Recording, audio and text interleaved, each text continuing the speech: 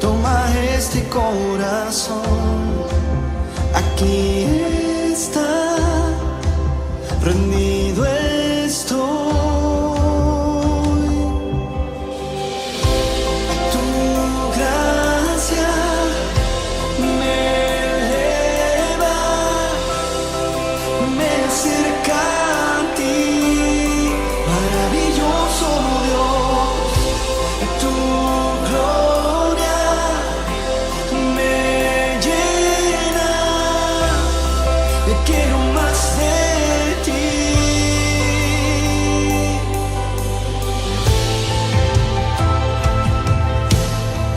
¿Cuántos anhelan más de su gracia y de su amor? Más de ti, Señor.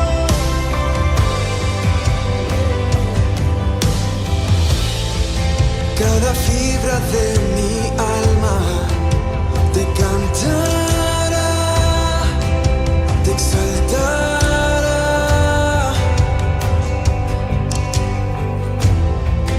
Cada parte de mi ser proclamará, te alabará.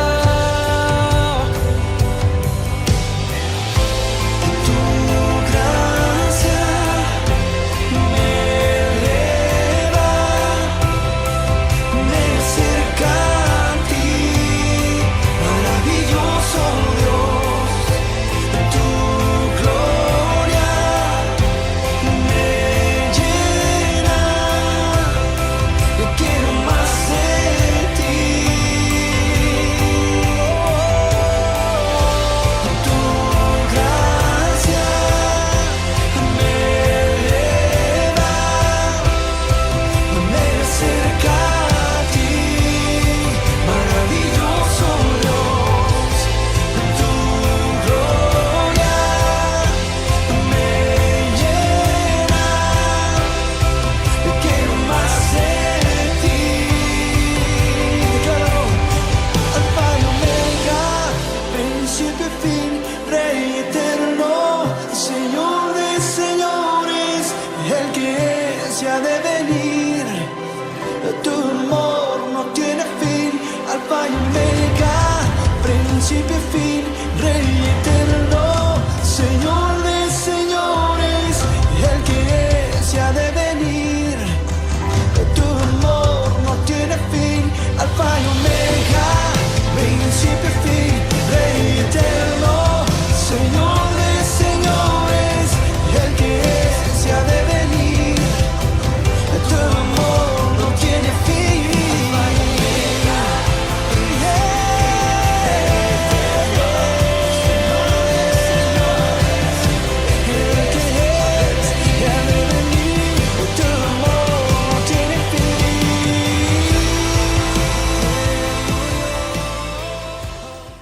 Dios te bendiga, amado hermano, hermana, que la gracia y el amor de Cristo sea en tu corazón, en tu circunstancia, en tu familia, y que la presencia del Señor sea tu fortaleza. Te invito una vez más a abrir la palabra de Dios. Estoy en el Evangelio de San Mateo, el capítulo 16, y vamos a leer del verso 13 al 19. El tema de hoy es un tema bien importante en la vida tuya, en la vida mía, en la vida de la iglesia. Y es el hecho de que Jesucristo es el centro. Y eso significa que es el centro en todo. En la vida cristiana, Jesucristo es el centro desde el comienzo hasta el final. Y lo será por la eternidad. Pero ¿cómo vivimos la vida cristiana?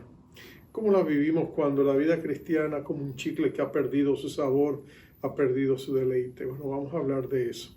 Te invito a leerlo. Dice así la palabra de Dios. Viniendo Jesús a la región de Cesarea de Filipo, preguntó a sus discípulos diciendo: ¿quién dicen los hombres que es el Hijo del Hombre? Ellos dijeron: unos Juan el Bautista, otros Elías, y otros Jeremías o alguno de los profetas. Él les dijo: ¿y vosotros quién decís que soy yo? Respondiendo Simón Pedro dijo: tú eres el Cristo, el Hijo del Dios viviente. Entonces le respondió Jesús: bienaventurado eres, Simón, hijo de Jonás, porque no te lo reveló carne ni sangre, sino mi Padre que está en los cielos. Y yo también te digo que tú eres Pedro, y sobre esta roca edificaré mi iglesia, y las puertas del Hades no prevalecerán contra ella. A ti te daré las llaves del reino de los cielos, y todo lo que atares en la tierra será atado en los cielos, y todo lo que desatares en la tierra será desatado en los cielos. Dios bendiga su palabra.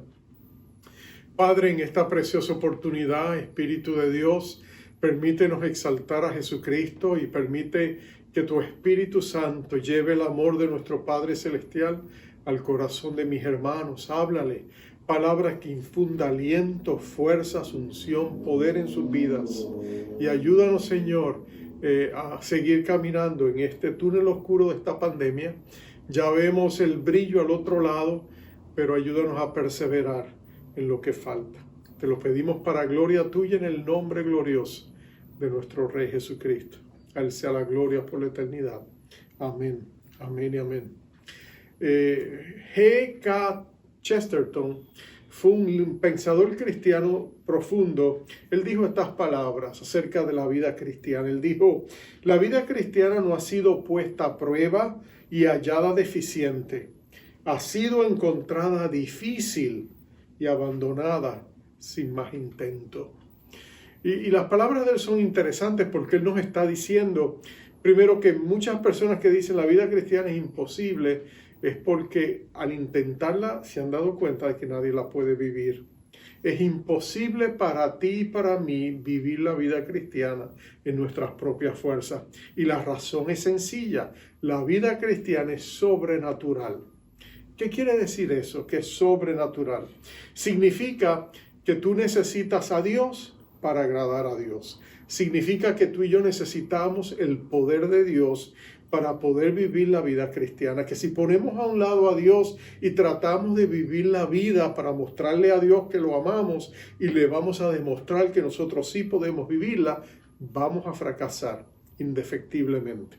No ha habido una sola persona desde los días de Jesús hasta el presente que haya podido vivir la vida cristiana de una manera fructífera, exitosa, si se quiere usar la palabra, si ha dependido de sus propias fuerzas.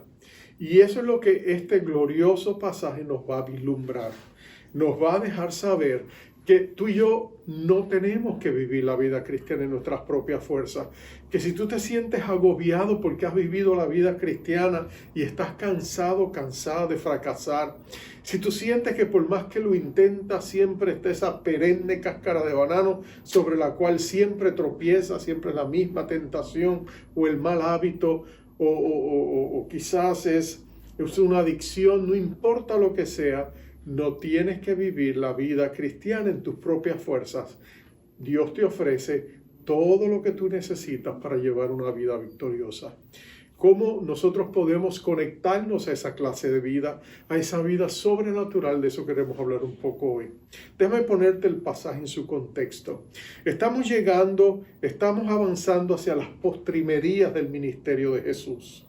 Y ha llegado el momento, él se ha dado cuenta de que es importante para él concentrarse en discipular a aquellos que llevarían en cierta medida las riendas del ministerio después que él no estuviese con ellos.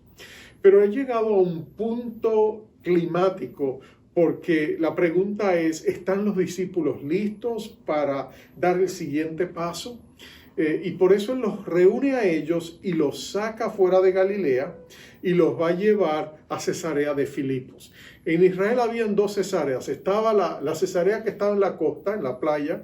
La Cesarea romana se conocía, pero también está la Cesarea de Filipos, que en cierta medida es está a 25 millas del mar de Galilea hacia el noreste. Es insular, no tiene costas y es un lugar donde los que viven allí son principalmente gentiles. De hecho, en esa región había una multitud de templos paganos. Había por lo menos, arqueólogos nos dicen que había por lo menos 14 templos dedicados a Baal. Estaba el famoso templo del dios Pan, que estaba precisamente en la boca donde comenzaba el río Jordán. Y por supuesto estaba el templo que Herodes había construido en honor al César Augusto.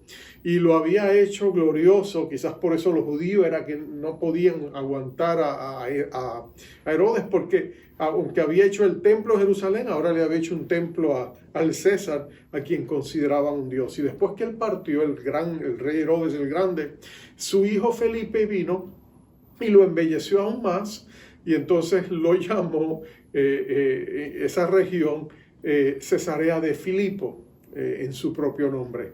Y es allí que Jesús le lleva. Es como si Jesús quisiera llevar a sus discípulos en medio de un mundo politeísta para que ellos supieran que entre todos los dioses, Él era el verdadero Dios. Y cuando les lleva allá, Él le va a hacer dos preguntas. La primera pregunta es: ¿quiénes dicen los hombres que soy yo?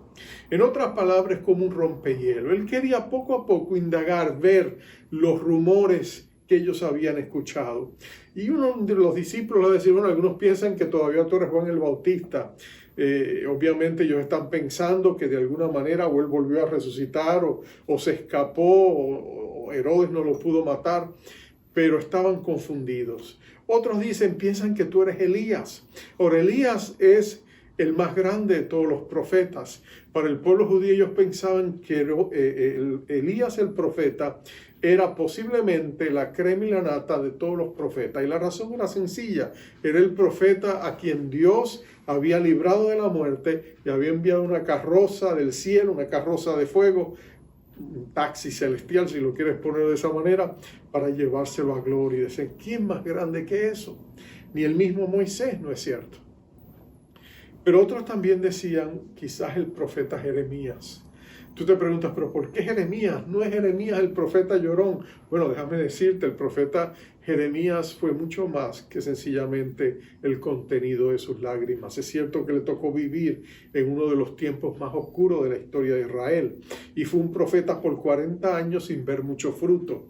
Pero cuando vino la gran devastación de Jerusalén, él dejó una huella imborrable con sus profecías en el corazón y en la vida de Israel, especialmente cuando regresaron del cautiverio babilónico. Pero no era por eso. Ellos piensan en Jeremías porque hay una casi leyenda, una historia que no está en la Biblia, pero tú sabes que al final del Antiguo Testamento y el comienzo del Nuevo Testamento hay 400 años de historia en la cual no había mucha revelación divina. Es la era, inclusive entre esos 400 años está la era de los macabeos, de aquella línea de sumos sacerdotes y sacerdotes que se levantaron contra la opresión siria y se rebelaron contra ellos porque Antíofanes, uno de los generales de los reyes sirios, sacrificó un cerdo en el templo y eso creó una revuelta. Y los judíos se organizaron en guerrillas, pero la historia nos cuenta que el sacerdote Onías Macabeo tuvo una visión en una ocasión donde Jeremías se le aparece y le entrega una espada de oro y le dice: con esta tú vas a vencer. Bueno, efectivamente él venció, los macabeos vencieron, pero quizás por eso es que algunos están pensando: quizás Jesús es Jeremías, él es el que nos va a librar del yugo romano. Jesús escucha pacientemente las opiniones de ellos, quizás entre risas. Algunos dicen: pero qué locura es esta, Jesús, tú eres único, tú no eres como ninguno de ellos. Pero nota inmediatamente que Jesús seriamente y sobriamente le hace la segunda pregunta: ¿quién tú crees que es Jesús? ¿Quiénes piensan ustedes que soy yo? La pregunta, por supuesto, es directa, es contundente. Y es una pregunta muy importante. Y si tú vas a darte cuenta, Pedro, impulsivo como siempre, es el primero que salta y dice: yo sé quién tú eres el Cristo, el ungido de Dios, el Mesías, el Hijo del Dios viviente. Y Jesús le va a decir: ¿sabes qué, Pedro? Eso no te lo reveló carne ni sangre, te lo reveló mi Padre que está en los cielos. Esa profunda revelación era clave porque seguramente que todos dijeron lo mismo, todos estaban convencidos de lo mismo, quizás no se atrevieron a decirlo o Pedro fue tan rápido que lo contestó antes que los demás, pero ya el grupo de los 12, por lo menos 11 de ellos, han llegado a la firme convicción de que Jesucristo, estoy excluyendo a Judas, Jesucristo es el Mesías de Dios. Y esa es una pregunta sumamente importante, Porque en la vida cristiana la pregunta se repite constantemente.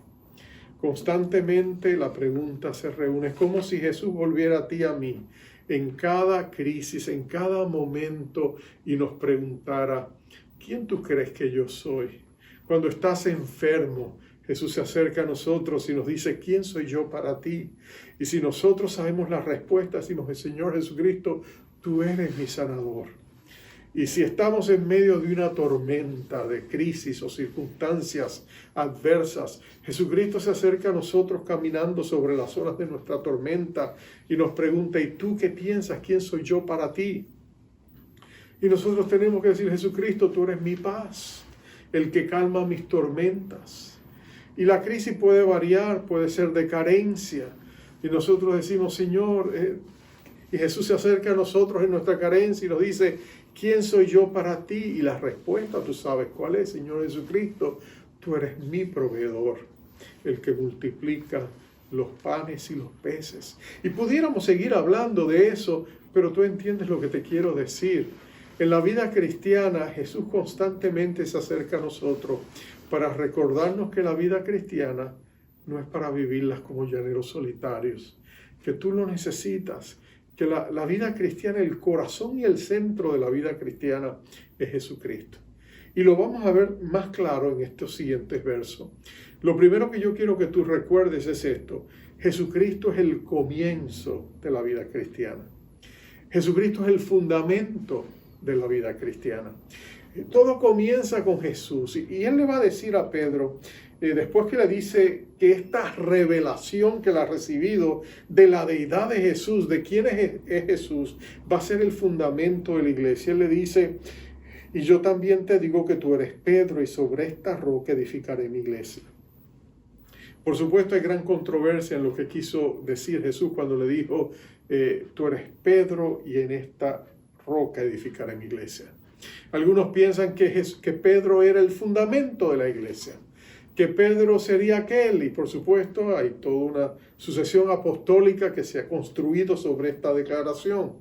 Pero lo cierto es que cuando analizamos cuidadosamente el contenido en su idioma original, nos damos cuenta de que Jesús no estaba diciendo eso. ¿Cómo lo sabemos? Sin menoscabar el hecho de que Pedro iba a tener un rol significativo y que Jesús lo está valorizando por su respuesta, Jesús está diciendo lo siguiente. Lo sabemos porque Petros, la palabra Pedro, significa una piedra. Pero no era una gran piedra, era una piedra cuando tú demoles una gran roca y se hace pedazos de piedra. Pedro era una de ellas. Petros es una roca, es una piedra que se ha desprendido de un peñón mucho más grande. Petras, que es lo que Jesús dice cuando dice: sobre esta roca edificaré mi iglesia, esta se refería a ese gran peñón. En otras palabras, Petros es una piedra pequeña, pero Petras es una piedra grande. No solamente esa, Petros es masculino, Petras no es femenina ni masculino, es neutra. En el griego hay tres géneros y hay una que es neutro, no es ni uno ni lo otro, y se usa, en otras palabras, se está refiriendo a algo que no tiene vida. Y lo más probable es que se está refiriendo a esa declaración que Pedro ha hecho. La deidad de Jesucristo: Señor, tú eres el Hijo del Dios viviente, va a ser la piedra angular. La persona de Cristo va a ser la piedra angular sobre el cual se edificará el cristianismo. Lo que Jesús estaba diciéndole a Pedro es que: Pedro, así como tú te llamas Pedro y te has desprendido de esta gran roca, el Dios Todopoderoso, y yo lo voy a edificar. Yo voy a edificar una catedral de gente de todas las naciones, de las tribus, de las lenguas del mundo entero, sobre esta declaración, sobre esta relación conmigo. Y yo voy a levantar una iglesia hecha de piedras, y tú eres una de ellas.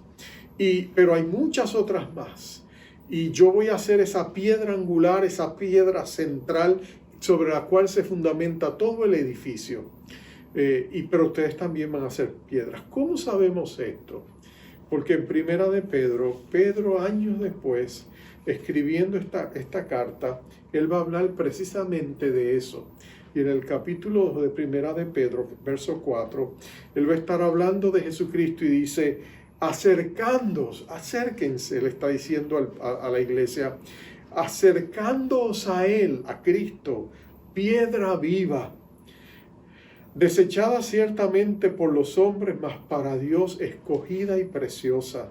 Vosotros también, la iglesia, como piedras vivas, sed edificados como casa espiritual y sacerdocio santo, para ofrecer sacrificios espirituales aceptables a Dios por medio de Jesucristo. Mira lo que Él está diciendo. Él está diciendo, en esta gran catedral que Dios está edificando, tú eres una piedra viva. Y eres parte de esa gran edificación que Él está haciendo. Pedro también era una piedra viva. De hecho, Pedro va a ser parte de ese fundamento.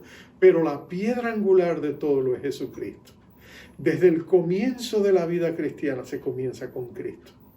Cuando descubrimos que Cristo es nuestro Salvador, es realmente el comienzo de la vida cristiana. Y nosotros somos parte y nos edificamos comenzando la vida cristiana con esa declaración, que nosotros éramos incapaces de salvarnos a nosotros mismos. Tú no te podías salvar a ti mismo, yo no me podía salvar a mí mismo. No, la salvación no la podíamos comprar ni con oro ni con plata. No había riqueza en el mundo, inagotable como fuese, que pudiera pagar el precio de nuestra salvación.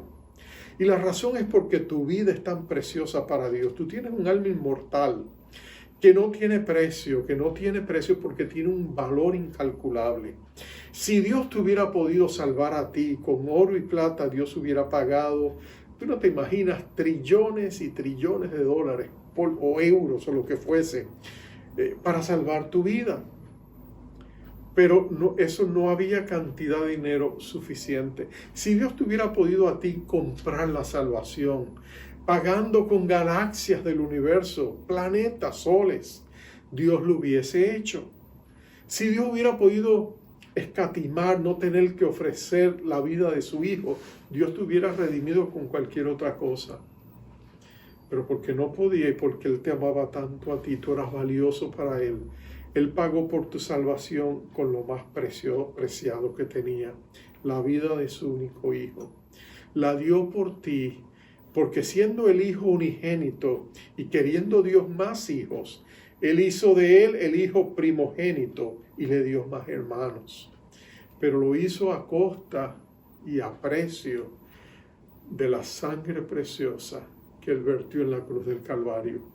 Pero la vida cristiana comienza ahí, cuando tú te encuentras con Cristo en la cruz del Calvario, cuando tú reconoces que Cristo es tu Salvador, cuando tú reconoces que no hay nada que tú podías hacer, que no había buenas obras que tú pudieras hacer, que no había absolutamente nada para salvarte excepto Jesucristo, entonces tú lo entiendes. Pero quizás tú te preguntas, pastor, pero yo soy una buena persona, yo hago cosas muy buenas, yo ayudo al vecino, ayudo al prójimo. Y yo te digo, seguramente que tú eres una bella persona, pero ¿sabes cuál es el problema? Que tú eres un pecador. Hay pecado en tu vida, porque somos imperfectos. No hay justo ni uno solo. El gen del pecado, el gene del pecado, llegó a nuestra vida antes de nosotros nacer. Nacemos en el pecado. Entonces, hemos sido contaminados con el pecado. Es como el contenido genético de tu cuerpo. Tú no tienes culpa, pero está contigo. Y tienes ciertas proclividades y propensidades a ciertas enfermedades, a ciertas conductas, a cierto temperamento. Tú no tienes control, estuvo en ti. Hay cosas que tú controlas, pero hay cosas que tú no controlas. Hay cosas una enfermedad que a veces viene de una generación a la otra y tú no tenías control de eso. El pecado ha hecho mella en nosotros porque nuestros primeros padres abrieron la puerta para que nos contaminara a todos. Y el problema es que como todos somos pecadores, no podemos ir al cielo, porque Dios demanda una rectitud perfecta. Y tú y yo no la poseemos. Solo Jesucristo la poseía. Y por la muerte de Él en el Calvario, Él la hace disponible para que nosotros recibamos la rectitud, la justicia de Él. Y sea nuestra coraza para poder presentarnos a un Dios 3 veces santo. Por eso somos salvos solo por la sangre de Jesús. Te lo ilustro de esta manera. Imagínate tú que tú quisieras hacer un un revuelto de huevos, ¿no? Huevos revueltos. Si tuviera una docena de huevos y 11 de los 12 huevos estuvieran perfectamente bien, pero uno estaba podrido. Pero si tú añades el podrido, ¿verdad que los otros también se dañan?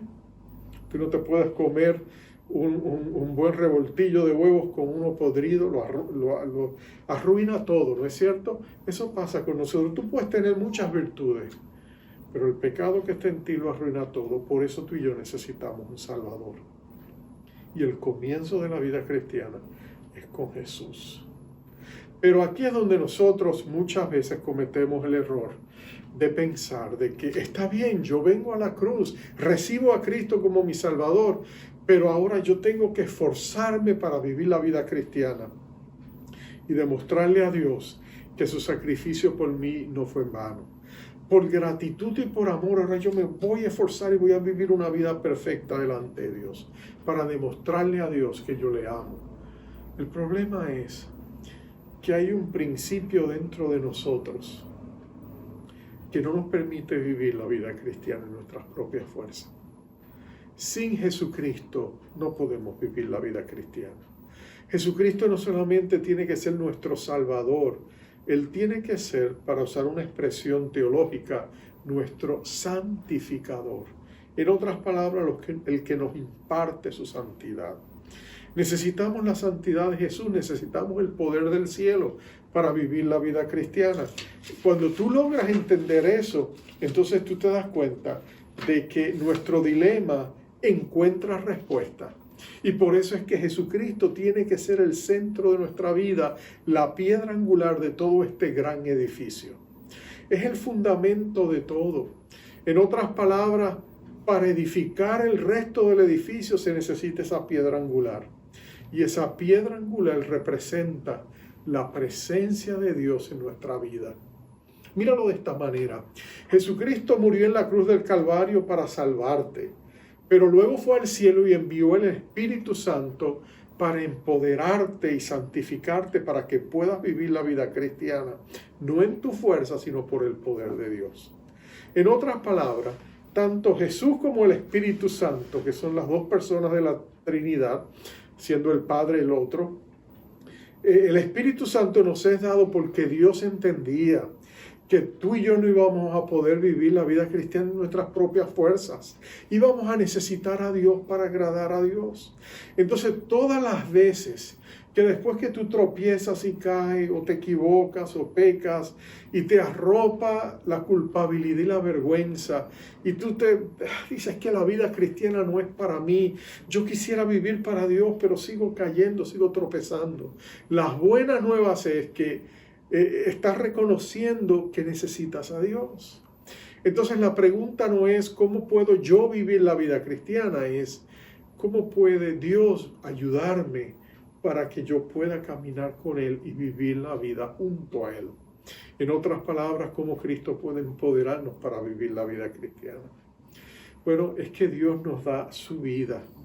Jesucristo murió y se encarna otra vez en nosotros por medio de su Espíritu para darnos la vida que nosotros necesitamos para vivir la vida cristiana. Cuando lo ilustró de una manera tan maravillosa nuestro Señor en Juan, el Evangelio de Juan capítulo 15, cuando Él dijo, yo soy la vid y tú eres mi rama.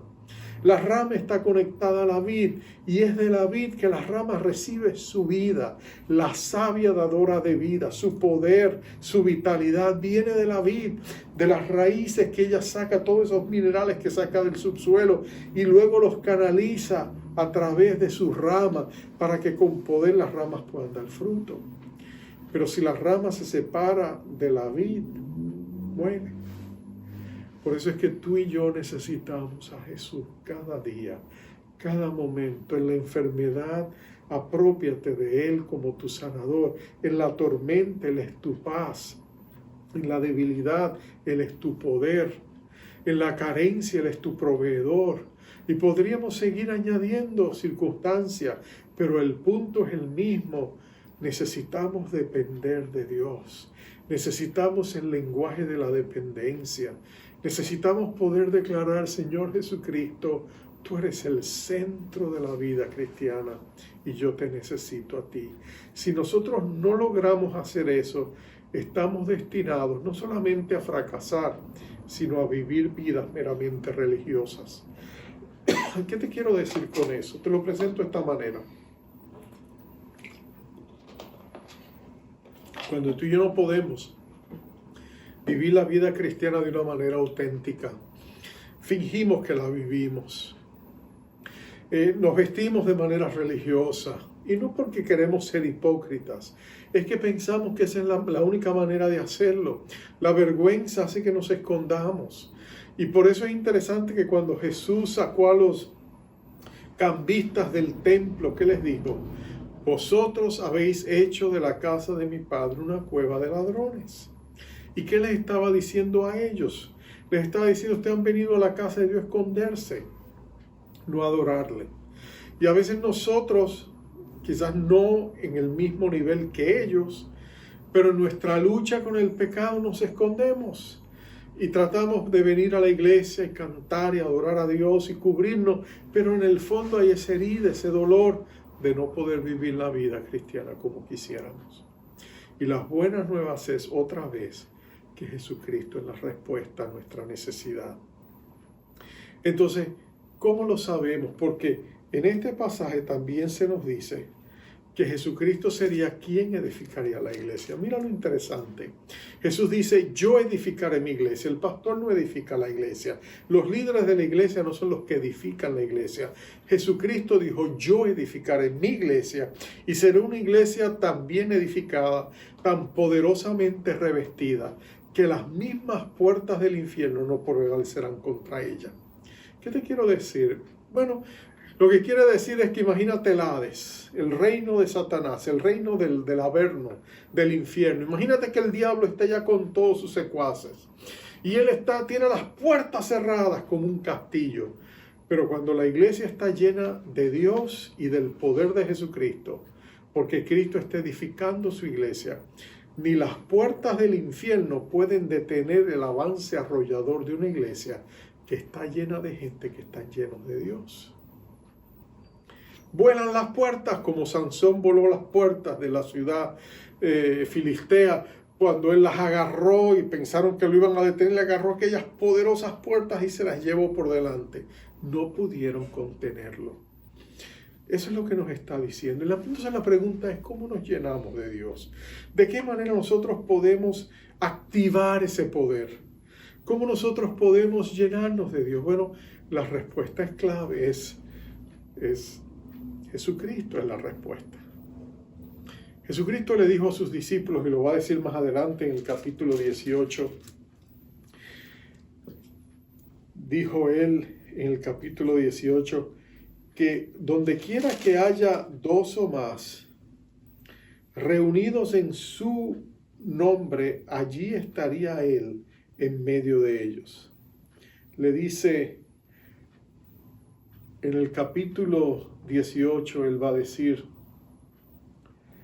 otra vez os digo, el verso 19, os digo que si dos de vosotros se pusieren de acuerdo en la tierra acerca de cualquier cosa que pidieren, les será hecho por mi Padre que está en los cielos. Porque donde están dos o tres congregados en mi nombre, allí estoy yo en medio de ellos. Ahora, Jesús les está hablando a estos discípulos de manera profética futura.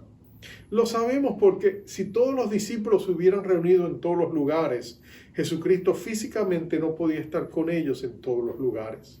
Obviamente Jesús les está diciendo que vendría el día en que su presencia espiritual estaría con ellos y con todos nosotros. Donde quiera que dos cristianos se reunieran, allí estaría Jesús con ellos. Su presencia se haría manifiesta y le concedería lo que pidieran al Padre en su voluntad.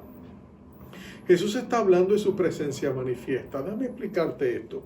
Alden W. Tozer diferenciaba en su libro La búsqueda de Dios entre la omnipresencia de Dios y la presencia manifiesta de Dios. Él decía, la omnipresencia nos enseña que Dios está en todas partes. Está aquí, está en tu casa, está en la taberna de la esquina, está en el teatro del lado, esté en la calle, esté en el automóvil que va lleno de gente en esa dirección. Dios está en todas partes, Él es omnipresente.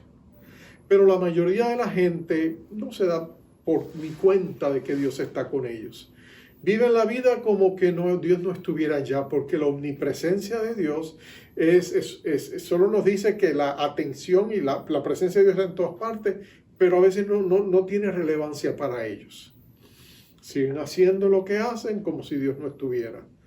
Pero hay momentos cuando Jesús se hace manifiesto. Cuando en la vida de oración de la iglesia, en la iglesia nos reunimos y nos enfocamos en la presencia de Dios. Hay momentos donde nosotros sentimos la presencia de Dios. Tú lo has sentido, ¿no es cierto?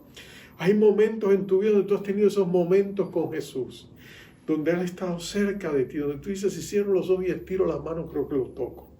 Momentos donde tú has visto su poder milagroso, respuestas a la oración y has sentido su presencia, su paz, has sentido que Dios está contigo. Esa presencia manifiesta es lo que Jesús le está prometiendo a ellos. Porque vendría el día en el mundo entero, en cualquier esquina de cualquier lugar del mundo, donde 2 o 3 cristianos reunidos orando, Jesucristo estaría allí en medio de ellos. Como cuando estuvo al lado de Tomás el incrédulo, cuando Él le dijo a los demás discípulos, yo no creo que Jesucristo resucitó hasta que yo no lo vea con mis ojos y meta mi dedo en sus heridas, entonces yo lo creeré. ¿Te acuerdas de ese pasaje? Bueno, ¿te acuerdas que cuando unos momentos después, unos días más tarde, se reúnen todos los apóstoles en el aposento alto y Jesús, después de su resurrección, sale y atraviesa una pared y se presenta y va directo donde Él y ¿qué le dice? Mira, aquí estoy, ¿por qué no pones tus dedos en mis heridas? ¿Y cómo lo sabía Jesús? Porque Jesús había estado allí con ellos cuando Él dijo esas palabras. Él no lo había percibido, pero Jesús estaba allí. 2 o más reunidos en su nombre.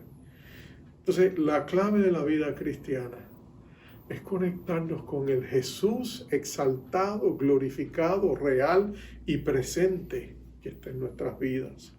Es buscar su rostro a través de la oración, es conectarnos con Él, invitar su presencia manifiesta, pedirle que sane nuestros sensores espirituales y nuestros receptores espirituales para que nosotros podamos conectarnos con la realidad de su presencia.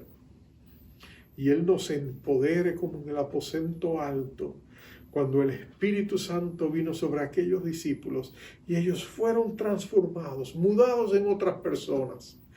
Tú no los conocías, no se distinguen entre los discípulos del Evangelio, de los Evangelios y los discípulos del aposento alto. Todo comienza cuando tú y yo edificamos un aposento alto y nos encontramos con Jesús. Él empodera nuestras vidas y entonces ya no somos los mismos. Entonces podemos ser los más cobardes, se convierten en los más valientes.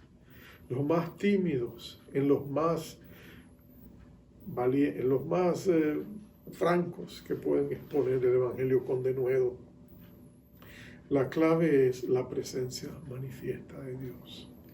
La búsqueda de Dios, el aposento alto. Termino con esto.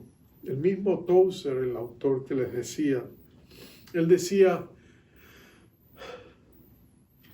la joya perdida de la corona de la adoración en las iglesias es la presencia manifiesta del Señor. Él decía, nos hemos dedicado tanto al entretenimiento, nos hemos dedicado tanto a tantas otras cosas en la iglesia, que nos hemos desenfocado de la búsqueda de la presencia de Dios. Y el resultado ha sido la pobreza espiritual de la iglesia. Pero toda esta pandemia está despertando a la iglesia y la está reenfocando hacia arriba verticalmente. Nos está recordando que lo necesitamos, que necesitamos el poder de Dios para vivir la vida cristiana, que la vida cristiana es del comienzo hasta el final. Es una vida que no se vive para Dios, se vive con Dios. Cuando tú descubres eso, qué bendición es.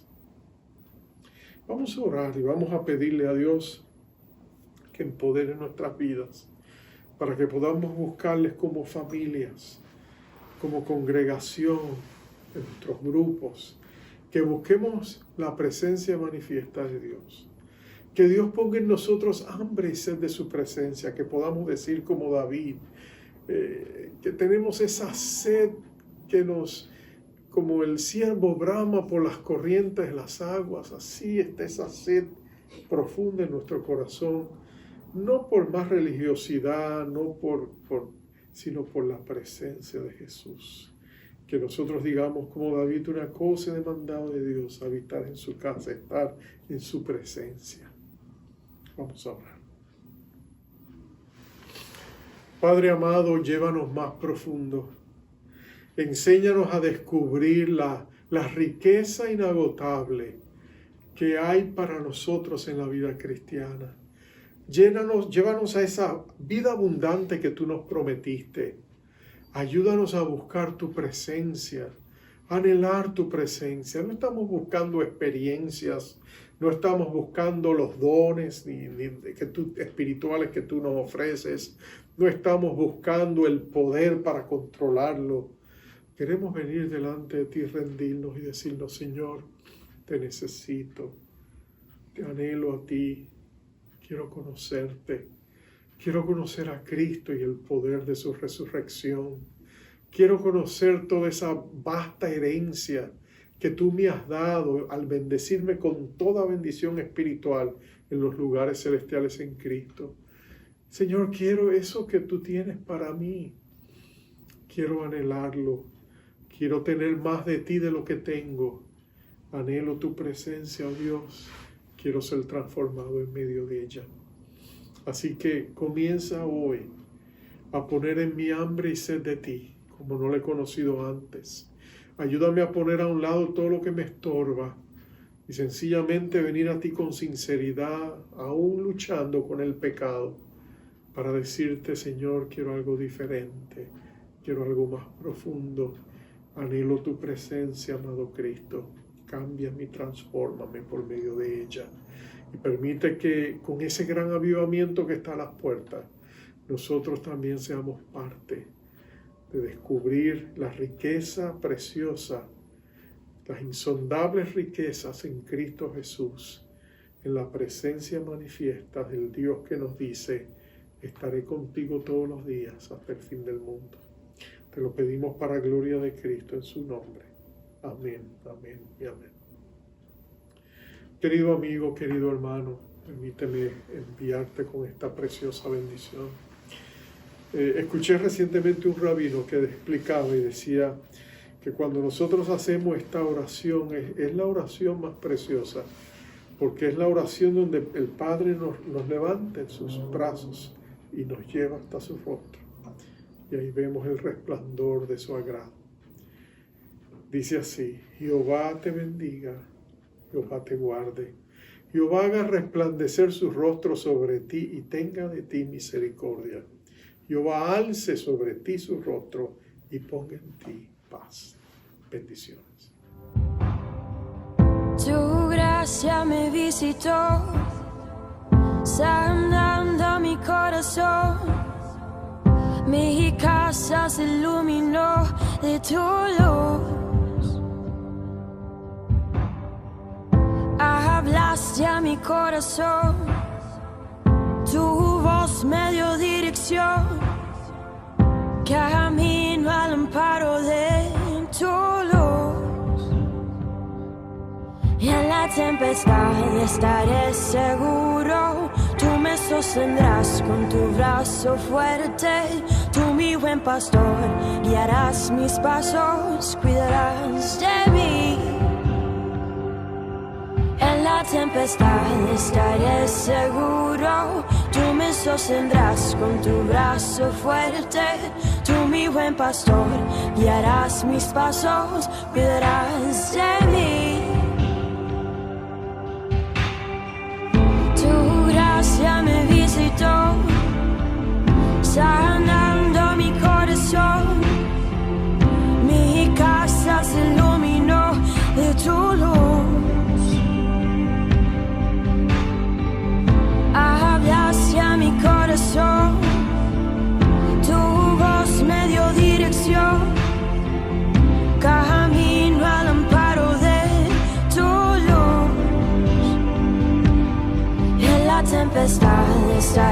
seguro. Tú me sostendrás con tu brazo fuerte. Tú mi buen pastor, guiarás mis pasos, cuidarás de mí. En la tempestad estaré seguro. Tú me sostendrás con tu brazo fuerte. Tú mi buen pastor, guiarás mis pasos, cuidarás de mí.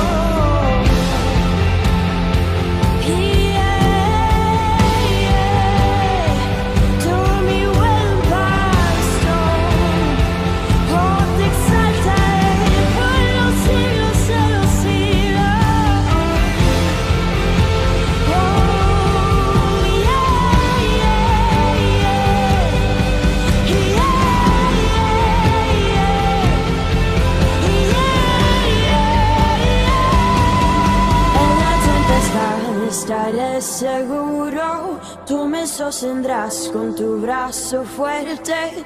Tú mi buen pastor, guiarás mis pasos, cuidarás de mí.